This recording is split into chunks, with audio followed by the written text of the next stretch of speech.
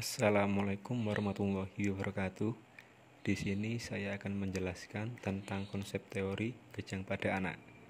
Definisi: demam merupakan salah satu bentuk pertahanan tubuh terhadap masalah yang terjadi dalam tubuh. Demam pada umumnya tidak berbahaya, tetapi bila demam tinggi dapat menyebabkan masalah serius pada anak. Masalah yang sering terjadi pada kenaikan suhu tubuh di atas 38°C, yaitu kejang demam Ngatsia 2012 dalam Regina Putri 2017. Kejang demam adalah bangkitan kejang yang terjadi pada kenaikan suhu 38. Biasanya terjadi pada usia 3 bulan sampai 5 tahun, sedangkan usia 4 minggu dan pernah kejang tanpa demam tidak termasuk dalam kategori ini.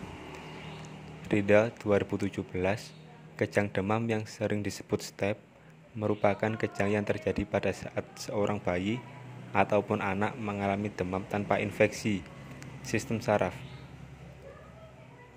pusat yang dapat timbul bila seorang anak mengalami demam tinggi. Sudamoko 2013. Jadi, berdasarkan uraian di atas, dapat disimpulkan bahwa kejang demam adalah bangkitan kejang yang terjadi pada kenaikan suhu tubuh, suhu rektal di atas 38, yang disebabkan oleh proses intrakranium, terutama pada anak umur 3 bulan sampai 5 tahun. 2. Tanda dan gejala. Kejang demam biasanya terjadi pada awal demam. Saat kejang, anak akan terlihat aneh untuk beberapa saat, hilang kesadaran, tangan dan kaki kaku, tersentak-sentak atau kelojotan, dan mata berputar-putar sehingga hanya putih mata yang terlihat. Anak tidak responsif untuk beberapa waktu, napas akan terganggu, dan kulit akan tampak lebih gelap dari biasanya. Namun, tidak seberapa lama kemudian, anak akan segera normal kembali. Sudamoko 2017. Etiologi: kejang terjadi akibat lepas muatan paroksimal yang berlebihan dari suatu populasi neuton yang sangat mudah terpicu sehingga mengganggu fungsi normal otak dan juga dapat terjadi karena keseimbangan asam basa atau elektrolit yang terganggu. Kejang itu sendiri dapat juga menjadi manifestasi dari suatu penyakit yang membahayakan. Kejang demam disebabkan oleh hipertemia yang muncul secara cepat yang berkaitan dengan infeksi virus atau bakteria. Umumnya berlangsung singkat dan mungkin terdapat predisposisi familial, dan beberapa kejadian kejang dapat berlanjut melewati masa anak-anak dan mungkin dapat mengalami kejang non-demam pada kehidupan selanjutnya. Nurarif 2015.